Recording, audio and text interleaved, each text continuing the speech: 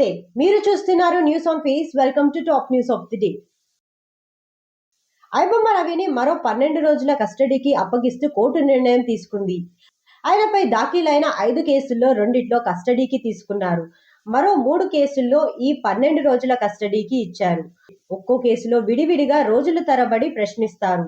ఓ కేసులో నిందితుడిని చాలా రోజుల తరబడి కస్టడీలోకి తీసుకొని ప్రశ్నించడం చాలా అరుదు. ఐబొమ్మ రవి కేసులోనే ఇది సాధ్యమవుతుంది. ఇప్పటికీ 2 సార్లు కస్టడీలోకి తీసుకొని ప్రశ్నించినప్పుడు గుట్టంతా బయటపడిందని మీడియాకు లీకులిచ్చారు. కానీ ఏమీ బయటపడలేదని తాజా పరిణామాలు నిరూపిస్తున్నాయి. రవిని హైదరాబాద్ లో పట్టుకున్నప్పుడు పోలీసులకు ఆధారాలేమీ దొరకలేదు.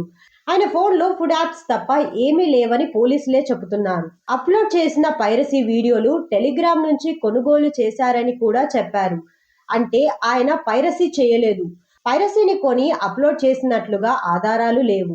ఈ బేసిక్ ఇన్ఫర్మేషన్ మీద చూస్తే ఐబొమ్మ రవిపై కఠిన చర్యలు తీసుకోవడానికి అవసరమైన సాక్ష్యాలు లేవు. వాటిని ఆయన దగ్గర నుంచే సంపాదించాలి.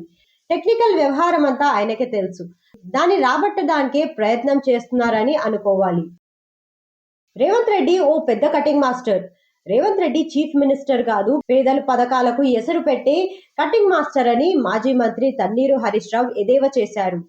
కేసీఆర్ కట్టిన బిల్డింగ్లకు రిబన్ కటింగ్ చేయడం తప్ప కొత్తగా రేవంత్ రెడ్డి చేసిందేమీ లేదన్నారు.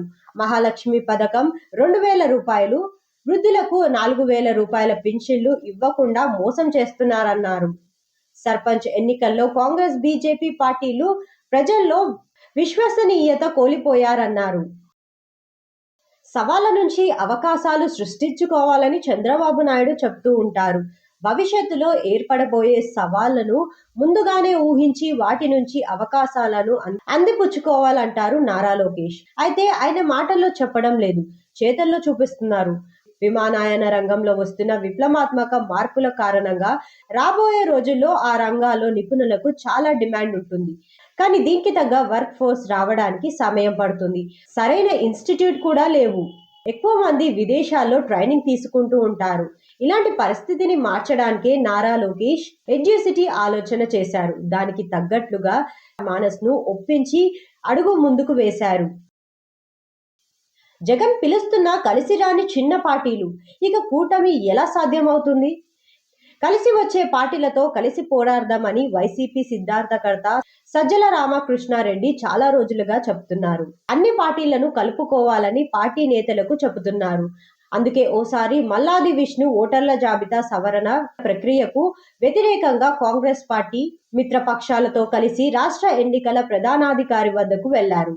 అది రాంగ్ సిగ్నల్ గా మారింది. దాంతో మనం పిలిస్తే వాళ్ళు రావాలి కానీ మనం వెళ్ళవద్దని సంకేతాలు ఇచ్చారు. దాంతో ఆ వ్యవహారం అక్కడితో ముగిసింది. ఇప్పుడు వైసీపీ పిలుస్తున్నా ఎవరూ రావడం లేదు. మెడికల్ కాలేజ్ను ప్రైవేటుకు ఇస్తున్నారని చేస్తున్న పోరాటంలో ఎవరు కలిసి రావడం లేదు. సజ్జల రామకృష్ణారెడ్డి చాలా చిన్న పార్టీలను లైన్లో పెట్టడానికి చాలా కాలంగా ప్రయత్నిస్తున్నారు.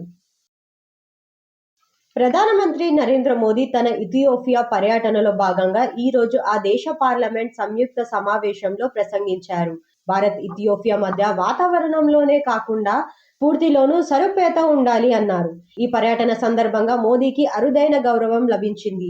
ఇథియోపియా ప్రధాని అబిల్ అహ్మద్ అలీ స్వయంగా కారు నడుపుతూ విమానాశ్రయం నుంచి హోటల్ వరకు మోదీని తీసుకువచ్చారు. పార్లమెంట్ లో మోదీ మాట్లాడుతూ 2 దేశాల మధ్య 2000 ఏళ్ల నాటి చారిత్రక వాణిజ్య సంబంధాలను గుర్తు చేశారు. ఆధునిక కాలంలో ఇథియోపియా విముక్తి కోసం భారత్ సైనికులు కూడా పోరాడారని తెలిపారు. ముఖ్యంగా వేలాది మంది భారతీయ ఉపాధ్యాయులు ఇక్కడ వచ్చి పిల్లల భవిష్యత్తును తీర్చిదిద్దారని, వారు ఇథియోపియా ప్రజల హృదయాలని గెలిచారని పేర్కొన్నారు. కరోనా మహమ్మారి సమయంలో భారత్ 150కి పైగా దేశాలకు మందులు, వ్యాక్సిన్లు పంపించిందని, అందులో భాగంగా ఇథియోపియాకు 4 మిలియన్లకు పైగా డోసులు అందించడం గర్వకారణమని అన్నారు.